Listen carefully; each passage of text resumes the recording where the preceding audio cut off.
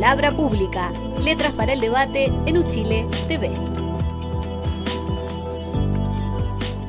Sean todas y todos muy bienvenidos a un nuevo episodio de Palabra Pública, Letras para el Debate, un programa que hacemos desde la Vicerrectoría de Extensión y Comunicaciones asociada a nuestra revista de crítica cultural Palabra Pública, que pueden encontrar en palabrapublica.uchile.cl.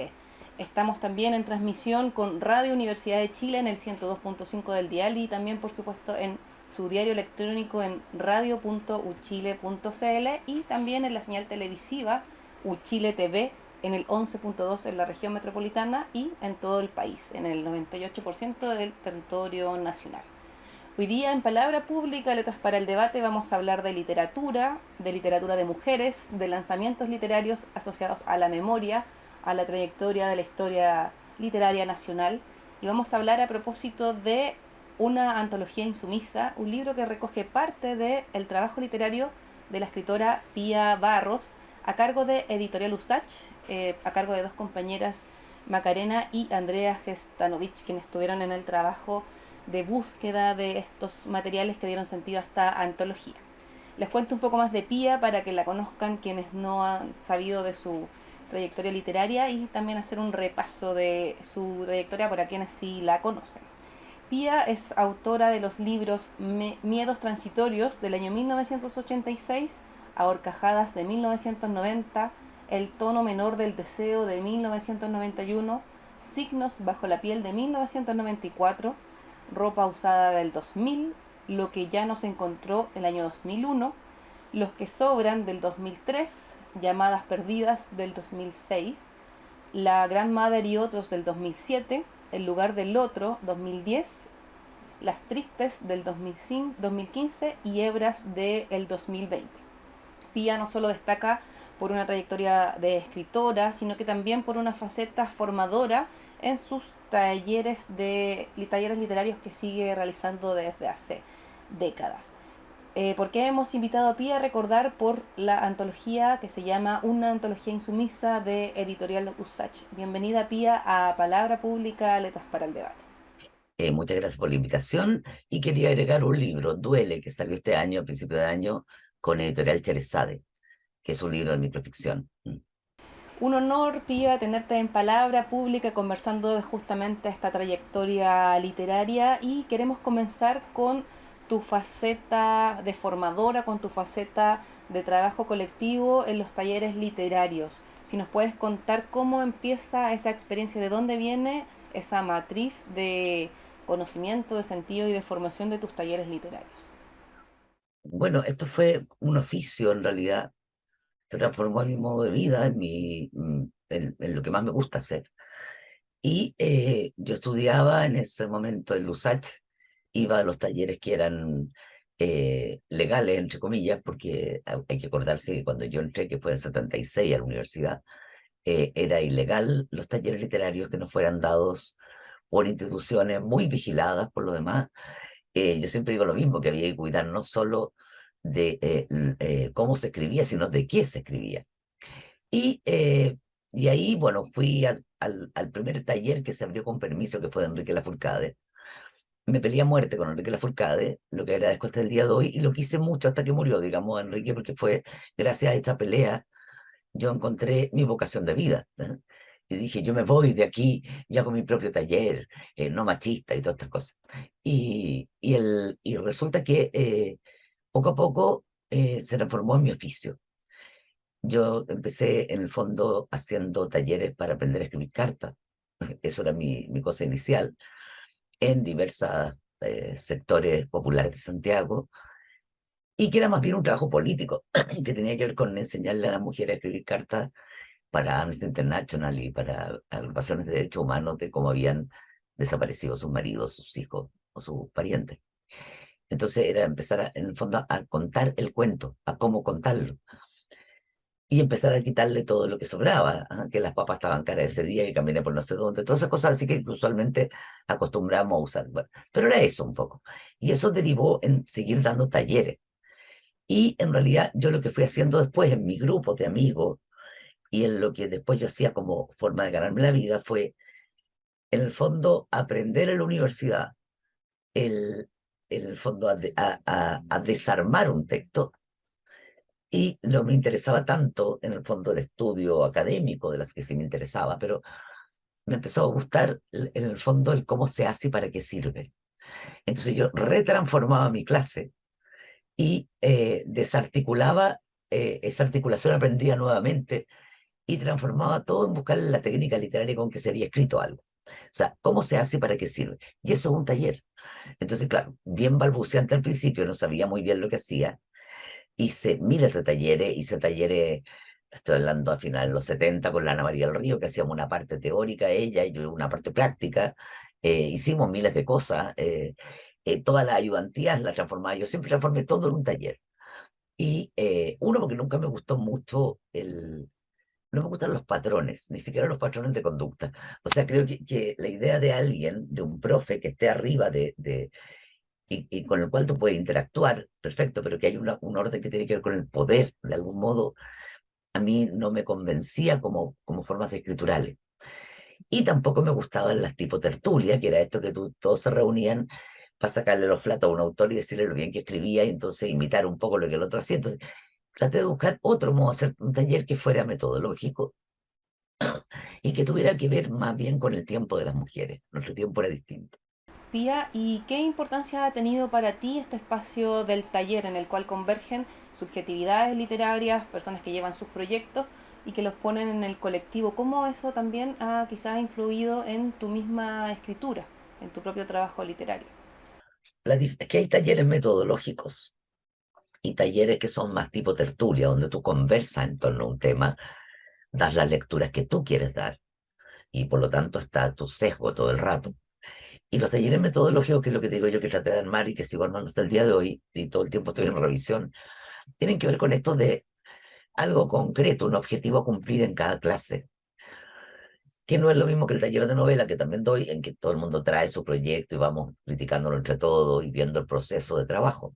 Esto es concreto, en el fondo son 48 sesiones, yo trabajo de marzo a noviembre, entonces son sesiones súper específicas donde tú aprendes una cosa en cada sesión. Y no son competitivos, y es distinto. O sea, cuando hablamos de colectivizar un trabajo, también hablamos de esto de que en el fondo tú tratas de que a todo el mundo le guste lo que estás haciendo, y eso no es la idea en un taller. Eh, por suerte, el taller tiene un grupo de personas muy diversas, cada persona es única y irrepetible, y esa persona te va a criticar en torno a esa persona como sujeta de lectura. Entonces, y cada uno va a tener su gusto y su disgusto frente a otro. Entonces, eso es diferente. Cuando tú tienes un objetivo a cumplir, yo empiezo con una clase, muestro un texto, subrayo el cómo se hace, digo para qué sirve y tienen 30 minutos para hacer un texto con eso. No tienen que competir en quién es el mejor o quién, sino que competir contigo para lograr hacer ese objetivo en 30 minutos, que siempre son 40, pero bueno, ya. Y tú escribes, esa es una pelea que doy hace años y no he perdido. Entonces, tú escribes y logras internalizar o no el objetivo. En la medida en que va apareciendo la ronda de crítica y tú vas viendo si cumpliste o no con la tarea, que es súper asignada, tú dices, cuando te va a tocar, dices, es que no hice la tarea, pero ya sabes por qué. Entonces, de verdad, muchas veces no has hecho la tarea, pero ya internalizaste una técnica o algo que puedes ocupar cuando la requieras, cuando estés escribiendo tu proyecto privado, en serio y en otra cosa. Entonces, creo que el taller tiene muchas formas de eso. Lo que a mí me importa siempre es la democratización de la escritura. Yo no creo en las élites y creo que todas las personas son creativas de verdad. Como cada persona es una construcción cultural, tiene debilidades y fortalezas, pero no es que haya unos mejores que otros. Y hay gente que tiene talentazos y muchos de esos talentos se pierden en la majamama y después terminan tocando saxo o haciendo murales, porque no siempre esa creatividad te funciona bien en ciertos ámbitos. A veces más el trabajo, y tú notas el trabajo escritural de gente que tras un proceso de sacarse la mugre, logra llevar a cabo un proyecto. Y un proyecto que es propio y es personal, con su sonido, su propia voz, no imitando a otro. Entonces creo que lo que tiene el taller es esta colectivización de una experiencia. tiene esta comunidad que trabaja contigo, que cuando te critica no es para hacerte caca lo que hiciste, sino para decirte cómo puede hacerlo mejor, o cómo, bajo la perspectiva y la construcción cultural de cada una de esas 10 personas que están ahí, yo no hago con más de 10, puede ese texto mejorar o no. Entonces creo que eso es también un modo de colectivizar experiencias distintas, ¿ah? Menos competitiva. Para mí es una cultura más del ser que del hacer, es una cultura más, entre comillas, femenina, aunque haya hombres adentro de los talleres, tiene que ver con esto de no competir, sino trabajar en conjunto, ¿ah? Y de buscar que cada persona logre su mejor potencial. Y también, Pía, sobre este tema de las barreras, ya hablábamos del elitismo en un momento. Otra de las barreras, quizá utilizando la metáfora ya bien famosa del cuarto propio, ¿cuáles son? En un momento quizá del pasado, esa era la barrera, como el espacio escritural, la disponibilidad de darse el momento de escribir. ¿Se han actualizado las barreras para las escritoras, principalmente para las escritoras mujeres y las disidencias? Y yo creo que se ve todo más bonito ahora y más fácil, pero no es cierto. Yo creo que el maquillaje está mejor puesto. Eh, es súper difícil ahora, o sea, creo que después del mayo feminista muchas cosas cambiaron y fue notorio ese cambio. Pero si vemos las reacciones que ha habido en el último tiempo, por ejemplo, el último año, es también un retroceso brutal en términos de condiciones para, para las mujeres en general en todo orden de cosas político, social, escritural, etc. Yo creo que hay muchas cosas distintas y que se avanzó mucho. No solo en mi generación, sino en muchas otras anteriores. Esto no es un instante, no es un momento en que se acaba de inventar la pólvora, esto no tiene nada que ver con la vanguardia. Aquí hay una continuidad de trabajo de mujeres desde el principio de los tiempos, desde pensando en la monja Úrsula, en el 1600, en Rosario Rego, en muchas mujeres. No son unas pocas. El sistema el que trata de mostrarte que es una cosita, una cosa que es casi un estallido para mostrar que la norma continúa. Ahora, yo creo que todo esto, la idea del cuarto propio, yo soñaba con el cuarto propio, tengo cuarto propio, ya tengo escritorio propio, tengo sillas para mis alumnos, tengo todo aquí adentro de mi casa, además. Logré dejar de escribir, apoyar la lavadora todas las noches. Creo que escribía mejor cuando escribía en la lavadora, pero bueno, porque el water era el único lugar donde las mujeres sí estábamos ocupadas. Y siempre, si no es mamá, etcétera, profe, lo que venga, está siempre a disposición. Entonces, al final, el único lugar donde nadie te jode es en el baño. Entonces, yo escribía apoyar la lavadora, sentar el water horas, porque era el lugar propio, entre comillas, o el lugar donde no había interrupciones. Lo del cuarto propio también es un simulacro. Yo creo que fue súper bonito para mi generación añorar el cuarto propio. Yo, de hecho, esto tiene una plaquita que está por ahí que dice gracias Fundación Andes por el favor concedido, porque gracias a la Fundación, a una beca, me construí mi escritorio aparte, porque tiene su escritorio por otro lado, etcétera. Pero eso tampoco impide de que cuando hay una problemática doméstica, el primer lugar de recursos sea yo. No importa dónde estés, tú eres un recurso disponible en el caso de las mujeres. Y eso es una construcción cultural que cuesta mucho cambiar. Aún ahora, por ejemplo, que mis hijas ya no están conmigo y viven cada una en su departamento, sigue siendo el eje doméstico el donde tú estés.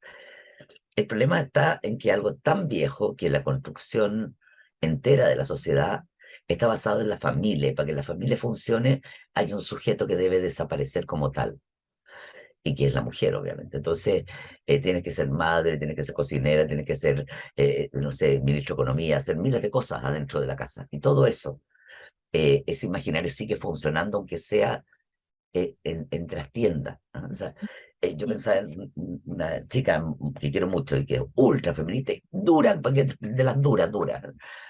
Entonces yo le decía, no, me dijo, porque ustedes que todavía se quejan, yo tengo la vida resuelta, yo decidí tal cosa. Y dije, ya, cuando te enfermas, bueno, llamo a mi mamá, pues, pero yo no vivo con mi mamá.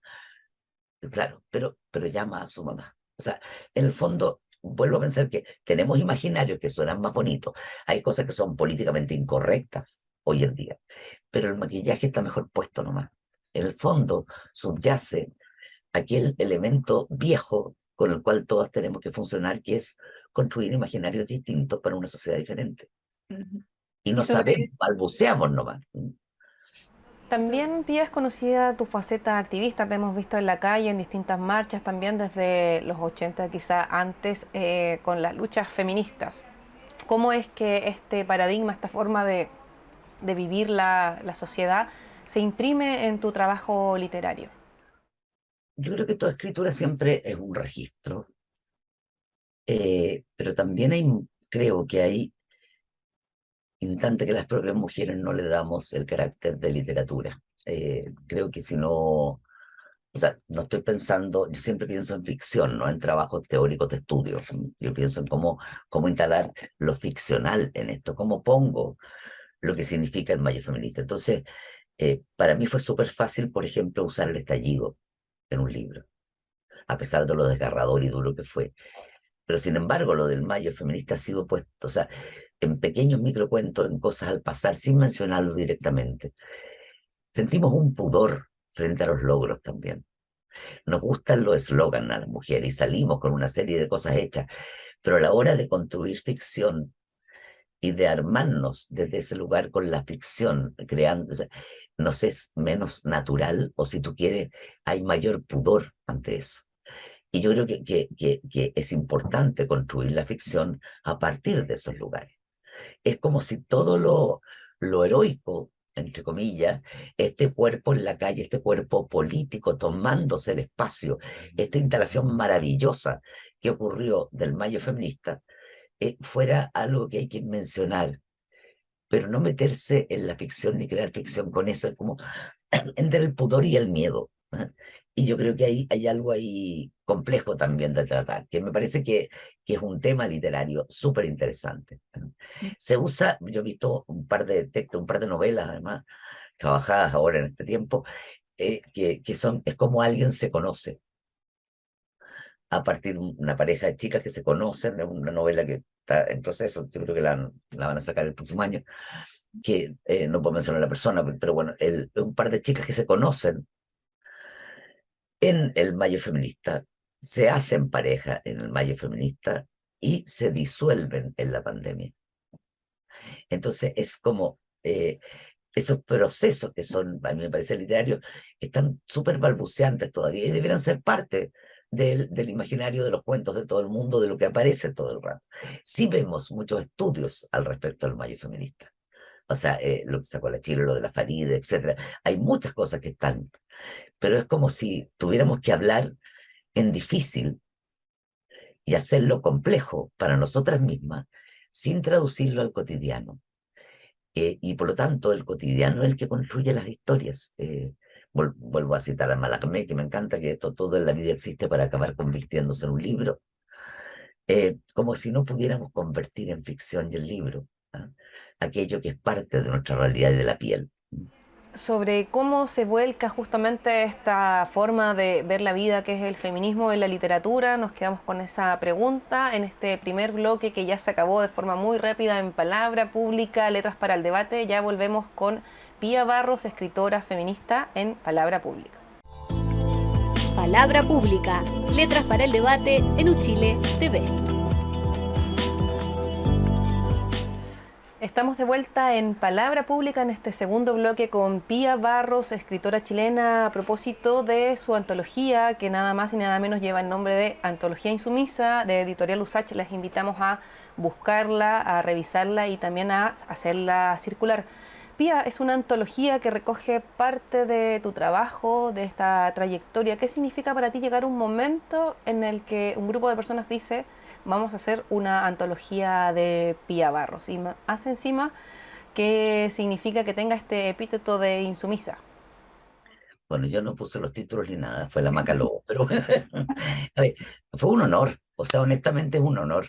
Yo estaba de lo más conmovida, encontrar que era un trabajo que yo no me hubiera dado, o sea, encontrar que era maravilloso que alguien emprendiera con esto y, y lo encontré muy gratificante en realidad. Como yo le hago poco a las cosas del ego, entonces esto como que me sacó los flatitos, si tú quieres, así te golpea la espalda. Fue súper agradable y emotivo, para mí fue súper emotivo, porque hay muchas otras cosas detrás de una antología. Yo no participé en la selección de los textos ni nada de eso, o sea, él fue hecho por otras. Y la Maca Lobo y la Andrea Jeftanovich fueron las que se encargaron de hacer toda la pega. Ni siquiera les pasaba fotos, porque me pedían fotos y yo no tengo nada, yo pierdo todo. Entonces, fueron con mis amigos, con maridos, con hijas, con amigas, con gringas, con francesas y con otras consiguiéndose materiales afuera, que yo tampoco tengo. O sea, yo soy una persona muy dispersa, muy desordenada y que no guarda nada, ni tiene archivo propio, ni cuando te dicen tú tienes tu dossier de qué, jamás he hecho una cosa así. No he hecho muchas cosas, pero no, hasta mi currículum lo actualizan mis amigas porque yo no lo hago. Y está de 10 años de atrás, por ejemplo. Terrible. Entonces me Y parece, claro, fue gratificante. bueno, recordemos que esta obra trae también un estudio crítico a cargo de Macarena y Andrea de editorial Usach, que para muchos también de alguna forma viene a saldar una deuda en torno al análisis de tu trabajo. ¿Por qué crees que no ha sido quizás tan estudiado o tan abordado tu trabajo literario tan extenso? Sabes que yo me considero súper privilegiada en las cosas que han hecho. Me considero una privilegiada entre las mujeres. Creo que hay mujeres maravillosas en este país escribiendo desde hace mucho tiempo que tienen ni la décima parte de lo que yo tengo. Entonces no creo que haya algo que se deba a alguien o que te deban algo. Yo le debo todo a los demás y a las gracias de que me hayan leído. Ahora, hay una cosa que yo sé que no existe en los libros y que no están, que se hicieron 3 o 4 ediciones y punto, porque también yo publico en editoriales pequeñas o en mi editorial o en editoriales que son más bien desde otro lugar, porque yo reconozco que yo tengo una posición política también, ¿no? frente a las publicaciones y siempre la he mantenido. Entonces, mi primer libro fue una autoedición que me conseguí las plata y después andar viendo como loca para pagar los préstamos, o sea, como todos los de mi generación. Entonces, encubrir eso y decir, ponerle nombre editorial a cosas que son trabajos precarios no me parecen correctos. Y yo creo además que eh, la- nunca fue mi intención hacer una carrera literaria. Yo publico cuando quiero sacarme el libro encima y ya no seguir dándole 500 vueltas. Eh, eh, no siento la fuerza de publicar, no tengo una carrera académica por la cual deba hacer algo, y para mí la literatura siempre ha sido un gesto libertario y ha tenido que ver con mi espacio de libertad, ¿no? De sentirme por fin libre en el único lugar donde uno puede serlo, que es en el papel. Entonces, creo que hay una visión política en cómo publicar, desde dónde publicar. Y claro, eso hace que el circuito sea bastante más restringido. Entonces, yo ya considero que es un privilegio que salgan artículos en diferentes idiomas, que haya traducciones de mis cosas, lo encuentro un privilegio. Y de verdad, ahí con toda humildad te lo digo y lo siento, creo que hay gente infinitamente más valiosa que yo que no ha tenido esos privilegios y me da vergüenza que no los tengan, porque hay escritoras de lujo en este país y muchas, muchas, y a cada rato siguen saliendo más. Entonces yo considero que soy una privilegiada. Me siento muy afortunada en eso. No es que sienta que no has estudiado lo suficiente. Y ya te estudia alguien, es tirarte de guata con el ombligo al sol. Ya es un milagro. O sea, que alguien te lea es un privilegio. El que alguien lea un libro tuyo, que tú puedas habitar a alguien mientras te lee y tú puedas mostrarle tu modo de mirar, es un tremendo privilegio. Además, yo siempre digo lo mismo, he hecho la misma talla, digo, en este país debería haber calles con nombres de lectores, porque hay muchos escritores, pero cada vez menos lectores. Entonces, el que alguien te lea ya es maravilloso y yo le estoy muy agradecida. Me incomoda hacer dedicatorias, por ejemplo. Me muero de vergüenza cuando me piden dedicatorias. ¿Qué le voy a poner a alguien salvo gracias? ¿Ah? Gracias por estar ahí, gracias por leer. O sea, gracias nada más. No considero que nadie me deba nada, por el contrario, yo considero que debo mucho al espacio que me permitió los lugares de libertad, los lugares de ensoñación y la posibilidad de crear imaginarios distintos. Y sobre todo de escribir para joder, que por eso escribo. Ahora, Pía, respecto a la elección del formato, en la introducción tú decías que te habías aproximado a lo breve, como de forma decidida, la novela no había sido un camino para ti. ¿Por qué acudir a la estrategia del cuento breve, para abordar tus temáticas y tu imaginario literario? Es un desafío. O sea, para mí siempre lo breve fue el desafío. En el uso de habla, por ejemplo, yo te puedo hablar 3 horas y contarte 1000 cosas, pero cuando tengo que escribir, tengo que ver y usar las palabras también como si fueran algo súper preciado y con mucho cuidado. Uno, porque los cuentos para mí son el máximo desafío. Mientras más síntesis, más intensidad hay en el texto. Y en la novela tú podéis soltar lo que queráis, entre medio ponéis mucho relleno si quieres, ¿no? Y en el cuento no puede haber nada que tenga que ver solo con un nato, todo cumple una función. Entonces me parece un desafío intelectual interesante el cuento. Y un desafío intelectual incluyendo la complejidad, por ejemplo, de narrar emociones con pocas palabras, que eso es súper difícil. Entonces, me gusta eso, me gusta el desafío, me gusta eso me gusta la brevedad. Y el microcuento, que considero que es el género del siglo. Creo que el género del siglo XXI, pienso, y siempre he dicho lo mismo, desde hace 40 años digo lo mismo, que la literatura para mí son los viajes. Y si antes hubo que viajar en barco y estar 3 meses, necesitaba 1500 páginas, novelas de 1500 páginas.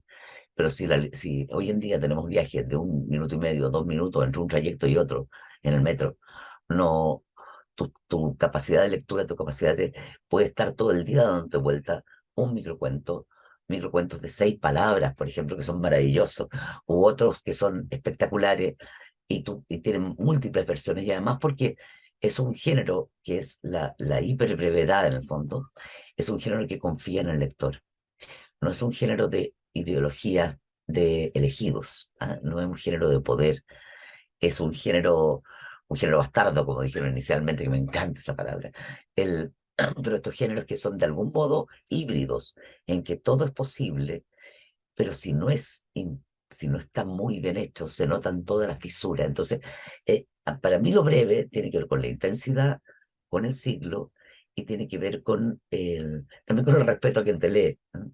De no ocuparte todo, no ocuparle todo el tiempo, sino ocuparle el menor tiempo posible y quedarte habitando en él el máximo de tiempo que se puede a través de lo breve.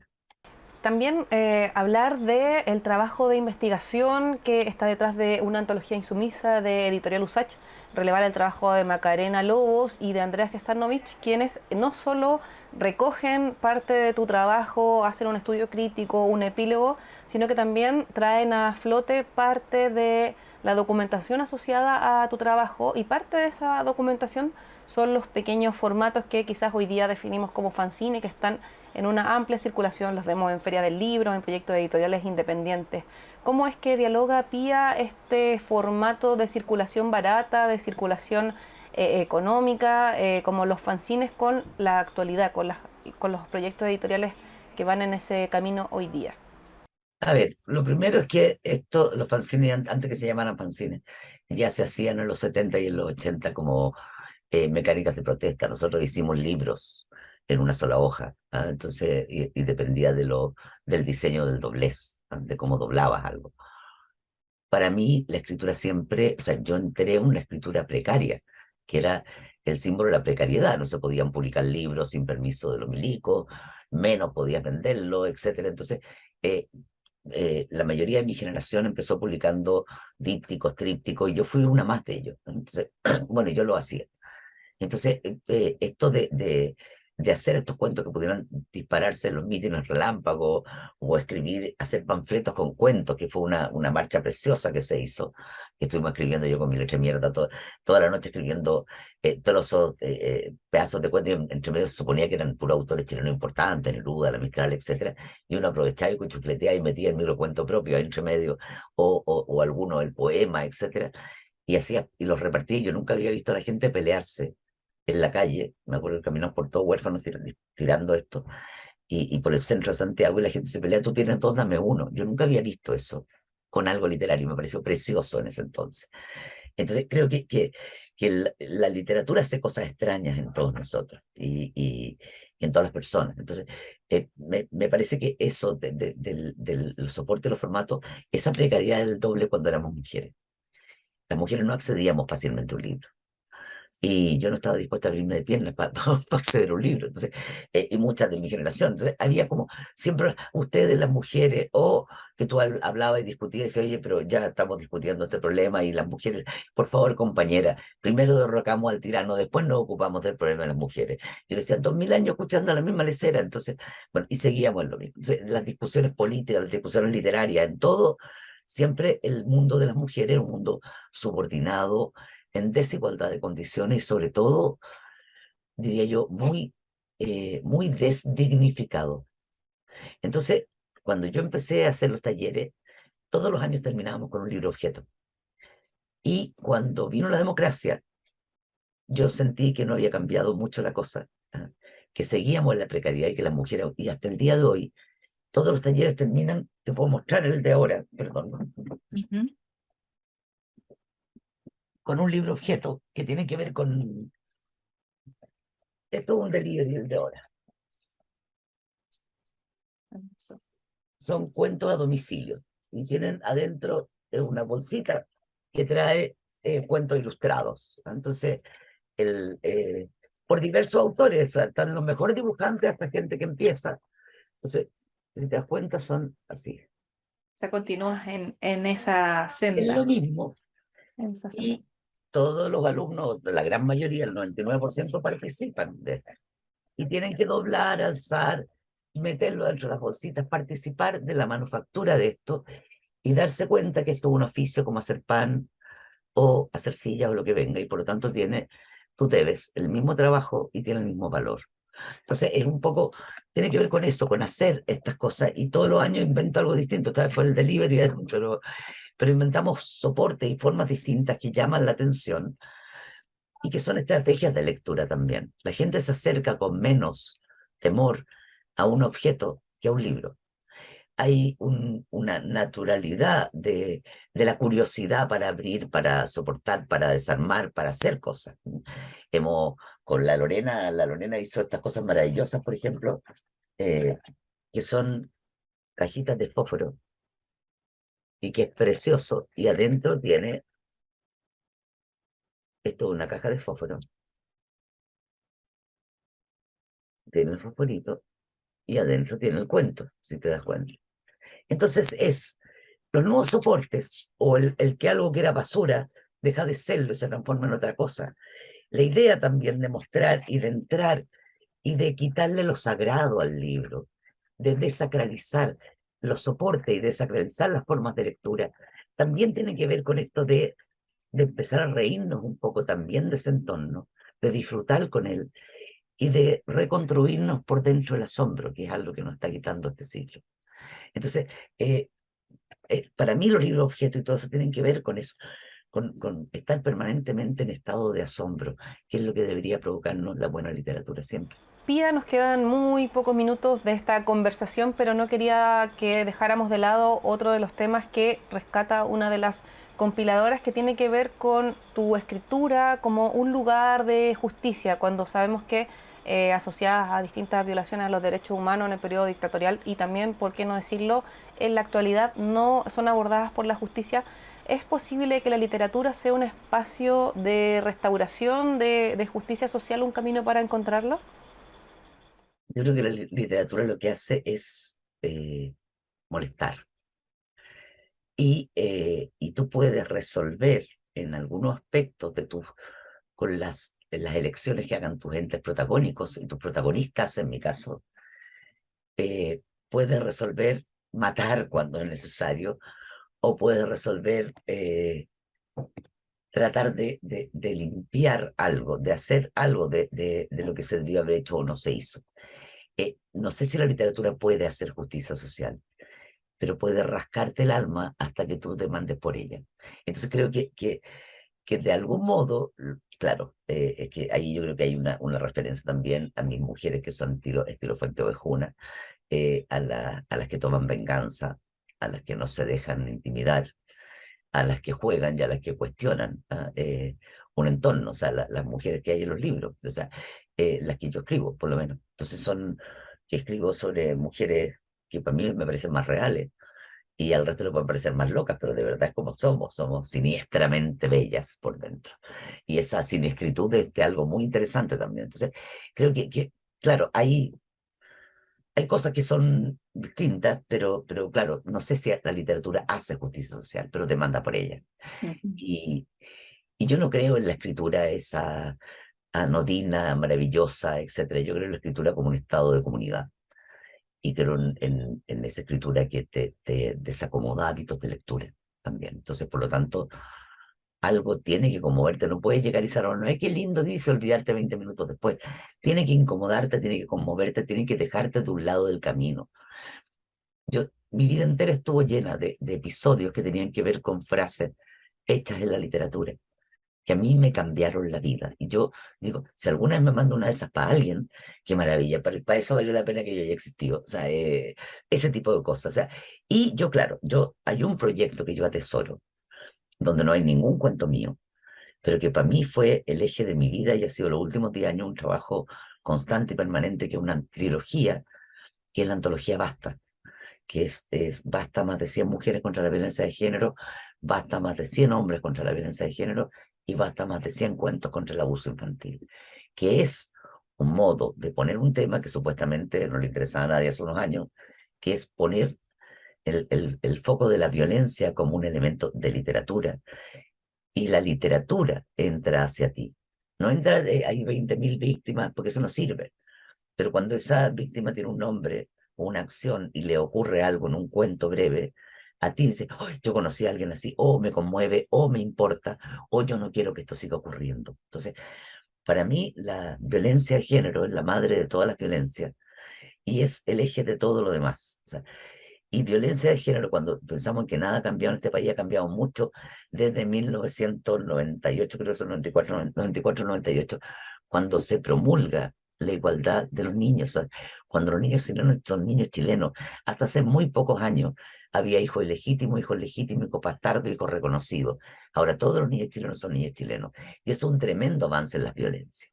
Entonces, la ley de violencia de género es maravillosa, la ley de crímenes de odio, la ley Zamudio es muy importante. Nos faltan muchas leyes, pero sobre todo nos faltan cambios culturales. Esos cambios culturales la literatura los puede producir, porque te hace empatizar, te hace tomar partido.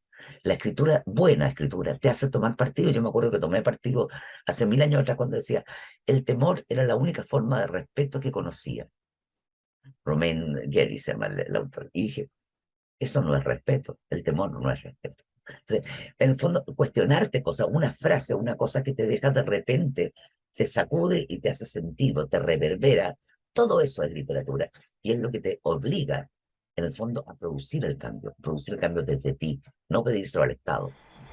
Muchas gracias, Pía Barros, gracias por esta conversación, por mostrarnos todos estos trabajos. También agradecer, por supuesto, a las editoras de este libro, quienes se dieron este hermoso trabajo de investigación a partir del cual podemos volver a encontrarnos con tu escritura, Pía Barros. Muchas gracias por estar con nosotros en Palabra Pública, Letras para el Debate. Ya saben, estamos en Radio Universidad de Chile, en el 102.5 del dial, y también en Uchile TV en el 11.2 de su televisor en la región metropolitana. Nos vemos en un próximo episodio de Palabra Pública. Palabra Pública, Letras para el Debate en Uchile TV.